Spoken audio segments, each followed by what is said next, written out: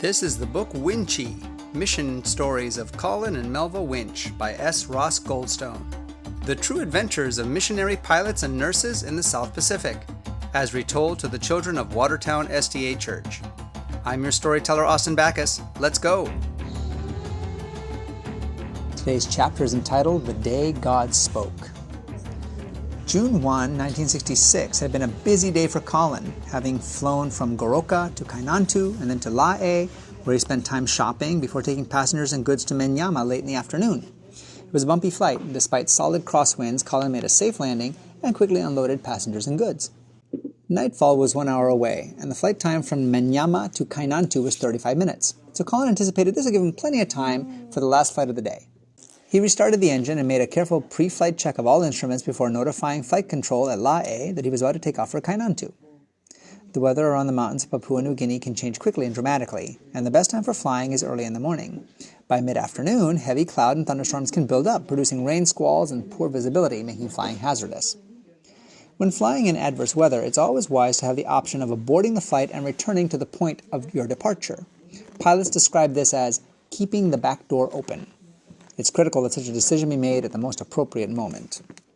Without passengers or cargo on board, the Malcolm Abbott leaped quickly into the air and a left-hand turn took Colin out of the Menyama Valley. He set course to the north for Kainantu, planning to cross the Kratki Mountains, which rose to a height above 11,600 feet. This was not the usual route he would take, but because the night was coming on and the plane was load-free, he made this choice. On reaching 7,000 feet, while climbing out of the Menyama Valley, he noticed a huge thunderhead capping the mountains. Seeking to circumnavigate this threatening weather and the mountain range, Colin veered slightly to the right, leveling off at 7,000 feet. While flying northward in smooth air and clear visibility, he noted the cloud above billowing up to join the huge, well-developed thunderhead. He continued to fly around the mountain range and clear of the ridges that ran down to the Markham River, having visible evidence that the sun was shining on the Kunai Hills ahead. Every now and then, Colin turned the plane 30 or 40 degrees so he could look back from the direction in which he had come to ensure he had a safe exit if needed. So far, so good, and so he proceeded on toward Kainantu even though it became very dark from the thunderclouds. The sunshine ahead, though, lured him on, but the lightning was flashing, and he heard the claps of thunder above the roar of the engine. The lowering clouds began to cause Colin to decrease his elevation toward the ridges, but still giving sufficient clearance for him to get through. There was a mighty flash of lightning, with an instantaneous boom of thunder, which shook the plane in the ensuing wind and turbulence. Down came the rain, and on checking, Colin saw that his backdoor escape had suddenly been closed off by heavy rain and lowering angry black clouds. He'd been caught. The heaviest rain he'd ever seen beat down on the outer aluminum shell of the little aeroplane, creating a horrific din. "Lord, I've been foolish," Colin prayed. "Please help me out of the situation." There was no alternative but to keep flying toward Kainantu. He didn't dare climb up through the cloud because of the severe turbulence and the surrounding mountain peaks. Visibility was deteriorating, and he was forced down near the ridges and into the valleys. Normally on this route, Colin had flown higher, but from this low elevation, the landscape took on a different appearance. Hillocks that had seemed so small from the higher altitude now appeared to be mountains. "Lord, help me," he prayed again. "I need your help. Please help me." Even though the sun had not set because of the heavy rain and huge cloud, it was as dark as night.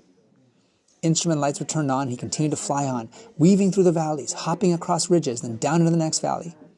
Because Colin had flown to the right around the Kratki Range, he was sure that Kainantu was slightly to his left. The Kunai ridges looked familiar to him. The mountains were awash with water pouring down them. Waterfalls were tumbling down just off his wingtips, an incredible sight to see. He continued to fly with limited visibility. He was in a serious situation, and tension was mounting. Any moment he could run out of space and crash on a mountainside. His thoughts went to his family, and in desperation he prayed more, "Lord, help me." At that moment, Colin felt a deep impression that someone was sitting beside him in the right-hand seat. The impression was so strong, he looked and put out his hand to feel, but felt nothing. Still, he was sure someone was sitting there with him.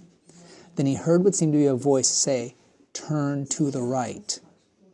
He knew that was wrong. "Lord, I know Kainantu's to the left. It's not to the right," he said aloud. "I'll just fly down this little valley. I think I'll run into it." So he flew to the left, into the valley, with the rain bucketing down on the fuselage and the plane bucking and jumping in the wind as it funneled down the narrow valley and over the ridges. Kainantu was not down that valley. Again, "Lord, help me, please help me." And then the voice once more, "Turn to the right, turn to the right." By this time, the usually composed pilot was terrified. He was looking death straight in the face. "All right, Lord," he said, "I'll turn right, but Kainantu isn't there." He turned and flew to his right. As he banked, he spied a light below. By now Colin was well overdue, and the control center at La A was calling him. Last light was approaching rapidly. Where Colin was, last light had already fallen. But there was a light. And another light. Then Colin saw the lights of cars driving on the Highlands Highway. Just under his left wing were the lights of the Lutheran Mission, just 3 miles from Kainantu. He had passed Kainantu, and he would have been spot on if he had turned when he first heard the voice. Relieved and humbled, he flew over the Kainantu airstrip and Pastor Rex Tyndall's home, revving the motor to let him know that the mission plane had arrived. As he made his final approach, Colin made a radio call to the La A Control Center, notifying them he was in the circuit area at Kainantu and to cancel the search and rescue watch for him. He landed the Malcolm Abbott in the heavy rain with water spraying up over the plane as his wheels touched the gravel airstrip, and he was safe. "Thank you, Lord," he prayed. "Thank you for helping this ignorant and stubborn pilot." Be sure to tune in next time for more stories from the book Winchee by S Ross Goldstone, which is available at the Adventist Book Center. And meanwhile, check out these videos and others on my channel, with many more mission stories and Bible skits for kids and adults. God bless you.